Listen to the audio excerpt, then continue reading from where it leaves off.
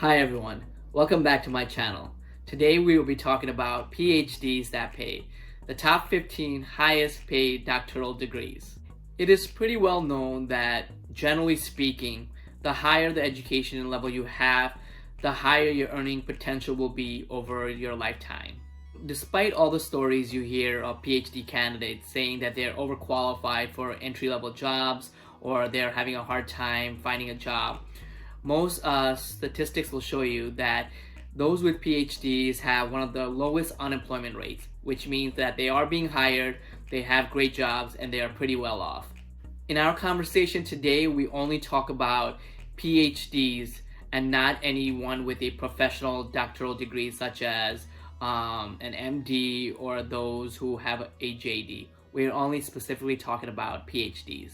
After doing some research into the top 50 most common PhD degrees, I have compiled a list of the top 15 careers based on early career earnings, mid-career earnings, and their maximum career earnings. While there are outliers for every PhD degree earned, the maximum earning was based on the top 10% earners of that PhD degree in that career. And this is how I came up with the maximum earning per year. And of course, that maximum earning is based on the average salary of the top 10% of that PhD degree in a certain city. So I've ranked the top 15 highest PhD degrees based on their average maximum earnings per year income. Short of professional degrees, which include MDs and JDs, PhDs also earn the most over their lifetime when compared to other degrees. As you'll see, the lifetime earnings by education level, a person with a PhD earns about 3.25 mil over their lifetime, and the unemployment rate for those with a PhD is the lowest at 1.5%. In employment, the location also is key. In fact, along with your line of work, the location may be the single most significant determinant of compensation. In short, no conversation with payment of PhDs is complete without having an idea of what kind of work is being done and as well as where they are. While looking at earnings of the entire population in locations is a good indicator of whether or not PhDs may make more in the areas, PhDs tend to occupy a disproportionately high degree of jobs in the most lucrative fields in a region. Here is a figure on doctoral earnings by industry. The industry employed a PhD holder is equally important and often tied to the location in which the doctoral workers work when talking of compensation. While many top universities have highly regarded programs in many fields, many universities are known for just a handful of programs at the graduate level. This leads to geographic clusters of PhDs in very different industries. So along with location, the industry in which a PhD works is integrally tied to earning power. So below is like a sampling of the average earnings for PhD holders by industry.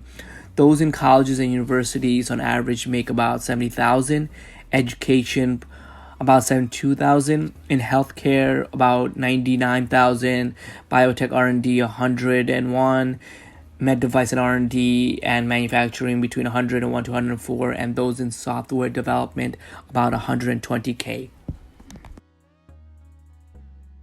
Now that we have covered the important factors that affect PhD earnings, such as the industry and location of employment, let's now take a look at which specific PhDs earn the most on a national level in the United States. At 15 is PhD in statistics. Statistics utilize analysis to aid in the decision-making and product development in a wide range of industries. Common employment is in business, healthcare, government roles, think tanks, technology, and nonprofits. And these statisticians are in high demand among organizations that intake enough data to require statistical analysis. So most jobs require at least a master's degree so obtaining a PhD in statistics helps them to stand out even more in this sought-after profession. It's also noteworthy that PhDs in statistics have one of the highest starting salaries of doctoral degrees surveyed. Their maximum salary, however, is slightly lower than the remaining professions in our rankings. So the average early career earnings is about $105,000. The average mid-career earnings is $131,000, and the quote-unquote maximum earnings is around $139,000. At 14 is a PhD in biomedical engineering. As populations age and healthcare becomes more reliant on big data and technology, PhDs in biomedical engineering stands to play a more and more central role in healthcare solutions. In fact, the Bureau of Labor Statistics notes that biomedical engineering roles are expected to increase by more than 23% in the next few years. Presently, those in biomedical engineering stands as the primary way to become involved with research in biomedical research. And they're often paired with an MD. Some medical device makers that also practice as MDs make substantially more than the max salary listed. But just looking at the PhD in the subject, however, and the most common job description includes the designing, studying, or improving of biomedical devices. Some common locations of employment include hospitals, consulting firms, research groups, university settings, and manufacturing companies. It's also worth to note that while early career average earnings are lower end of our list, that by mid-career, PhDs in biomedical research are farther into the pack. So the average early career earnings is about $88,000. The average mid-career earnings is $133,000, and the maximum earnings is around $140,000. At number 13 is PhD in immunology. Immunologists are researchers that focus on the disease immunity. For those holding a PhD in immunology, common work settings include teaching in universities, research in university hospitals, policy-related roles, or research in public and private labs. Since 2004, there has been a widespread shortage of immunologists across the nation. This has led to a 13% plus additional vacancies in job openings each year over the last 10 years. This has been reflected in the rising income of immunologists. When looking at the early, mid, and maximum salaries for immunologists, it is of note that those holding both PhDs and MDs stand to make substantially more than those with just a PhD in the field. The average early career earnings is $83,000, the average mid-career earnings is $111,000, and the maximum earnings is $144,000. At 12 is the PhD in pharmacology. Pharmaceuticals are big businesses, and pharmaceutical researchers are on both the front line with patients in need and scientific endeavors expanding the field. Those who pursue PhDs in pharmacology, which is a distinct degree from a PharmD, are expected to have a master's degrees in a related material. So the PharmD, on the other hand, are shorter programs requiring 60 to 90 credit hours of prereqs at the undergraduate level. PharmD programs prepare students for being pharmacists, while PhDs in pharmacology prepare students for research and instructional roles. While entry-level earnings are lower for PhDs and PharmDs, PhDs can earn significantly more in research roles by their mid and late careers. The average early career earnings for a PhD in pharmacology is $75,000. The average mid-career earnings is $141,000, and the maximum earnings is $147,000. At number 11 is a PhD in electrical engineering. Electrical engineers are some of the most versatile of engineering types, finding employment in aviation, consumer goods, technology, transportation, logistics, and a wide range of other industries. While most forms of engineering already provide a steady and well-compensated gig for life, PhDs in electrical engineering are highly sought after. While PhDs in electrical engineering may still do some engineering work, some will work exclusively on topics they have specialized in. Many holding advanced certificates, degrees in engineering instead of supervising teams. For roles like Chief Technology Officer, Head of Product, Staff Engineering in Research, Project Expert, and Director of Research and Development, having a PhD may help candidates to stand out in extremely competitive fields. Also, moving up the corporate ladder that far increases pay and far beyond that of an average engineer. For the top 10% of earners holding a PhD in electrical engineering, over 150,000 K in compensation is the normal, often ranging much higher depending on the role performed. So the average early career earnings is 103,000, average mid-career earnings is 144,000, and the maximum earnings is 150,000. At number 10 is PhD in clinical psychology. PhDs in clinical psychology have a wide range of career paths to choose from. For those looking to practice clinical psychology, a one-year externship program is often required, where students obtain experience working with patients. PhDs will also often specialize in one area. Common areas include health psychology, child psychology, or neuropsychology. Additionally, PhDs in clinical psychology may elect to work in case management roles as supervisors in treatment centers, in hospital settings, in education, in corporations, or in research settings. This wide range of occupational settings creates quite a disparity between early career earnings and the earnings in the upper 10 percentile of clinical psychologists, as one can see below. With this range of roles one can pursue with a PhD in clinical psychology, however, comes great freedom. This versatile degree can help those in need, advance the study of the human mind, enhance corporate efficiency, or help in the education of the next generation of psychologists. The average early career earnings is 70,000, the average mid-career earnings is about 96,000, and the maximum earnings is 155,000. At 9 is the PhD in aerospace engineering. PhDs in aerospace engineering are one of the few sub-discipline degrees among doctoral engineering choices. While there are many PhDs that may help you advance in aerospace engineering fields, such as physics or other engineering degrees, aerospace engineering PhDs often spend additional time going to the research of one subsystem of aerospace technologies. For example, sensors, payload analysis, failure analysis, and so forth. With that being said, a PhD in any engineering discipline often provides a framework through which the recipients can address any engineering problem. And even if not initially, many PhDs in aerospace engineering find themselves working in other engineering fields, such as running their own companies or moving into management. As one may expect, aerospace can be quite a worthwhile field and includes employers such as defense contractors, branch of the military, NASA, airlines, vehicle manufacturers, telecommunication companies, and research opportunities at universities.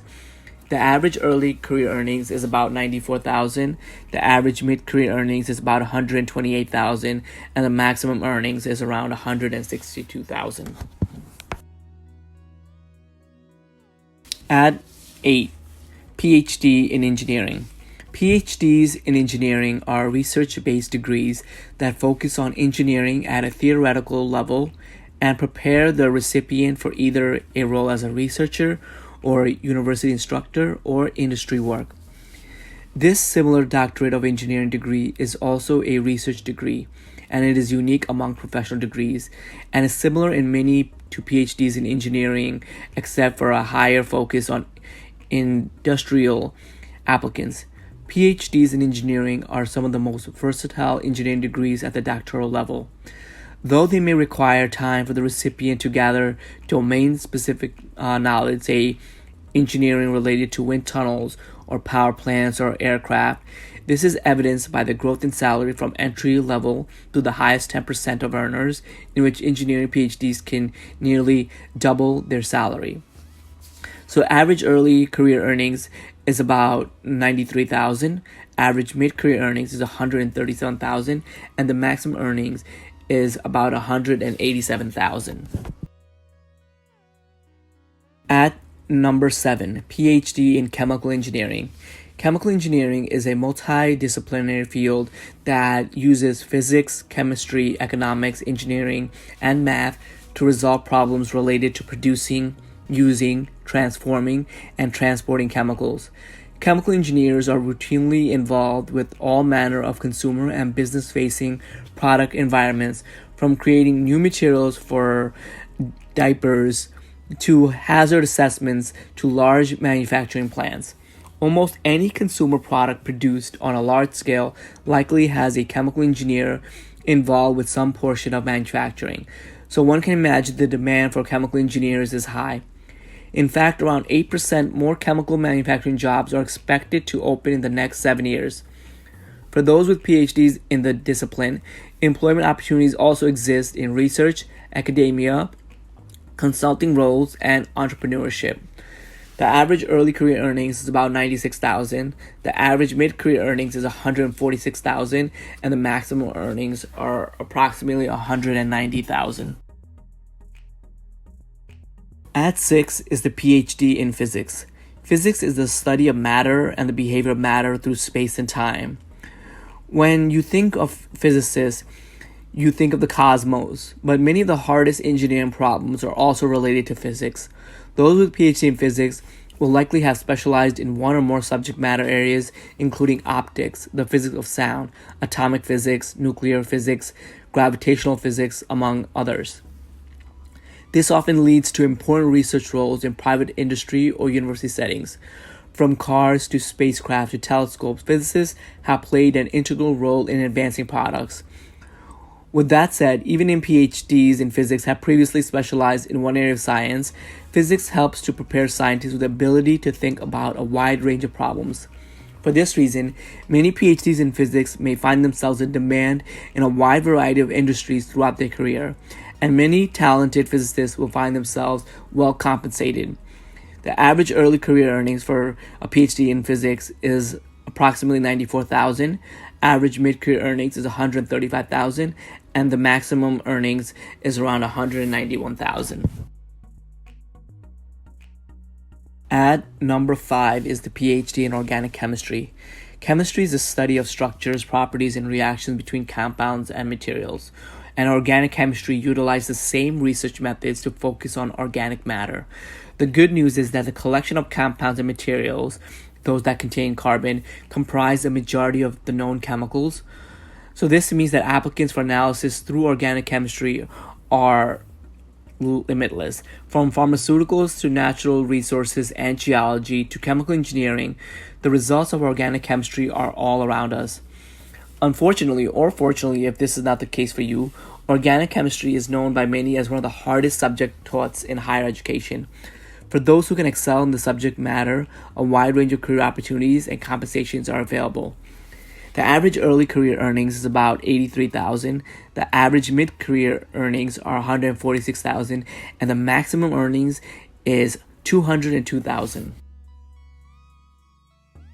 At number 4 is a PhD in biochemistry or molecular biology. Biochemistry is the study of chemical processes related to or with living organisms, while molecular biology is the approach to study biological mechanisms from a molecular level. Together, these fields of study offer a uniquely fine-grained ways of studying living systems. While PhDs in biochemistry and molecular biology are highly specialized, they find employment in a surprisingly wide variety of settings. From state crime labs to pharmaceutical development projects, biochemists and molecular biologists are often some of the most crucial specialists for ascertaining what goes in our body at a molecular and chemical level. Additionally, those with a PhD in these careers, of course, find employment in research and instruction in university setting. With this wide range of employment settings, there's also a wide range of compensation for biochemists and molecular biologists. For the top 10% of earners, however, the field can be quite compensatory. making into our fourth highest paying doctoral degree for 2018 and 2019. The average early career earnings is about $80,000. The average mid-career earnings is $160,000, and the maximum earnings is around $205,000. At number 3 is a PhD in computer science. Computer science is a field of study that has nearly as many sub-disciplines as the forms of computer technology. And although many PhD recipients in the field will have specialized in a handful of technologies or theoretical components relating to computing, computer science is also an approach to problem solving that lends itself to the solving of many engineering situations. While many with computer science degrees will find themselves in roles such as software developer early in their career, gaining a PhD in the discipline can help workers to quickly advance to positions such as systems architect, researcher, or development positions in subdisciplines of computer science. Particularly highly competent subdivisions within computer science include information assurance, machine learning, artificial intelligence, virtual reality, virtualization, and many others. The average early career earnings is about $118,000. The average mid-career earnings is $145,000, and the maximum earnings are about $220,000. At number 2 is a PhD in economics. Economics is a social science that is intent on studying the population, production, consumption, and distribution of services and goods. Economic analysis often falls into a variety of categories that a PhD candidate in economics could choose to focus on. Broadly, these segments of economic analysis include micro and macroeconomics, theoretical analysis and applied analysis, normative and positive economics, and rational and behavioral economics. As with all social sciences, each competing school of thought offers their own insights, and many are highly sought after in many domains of industry and public life.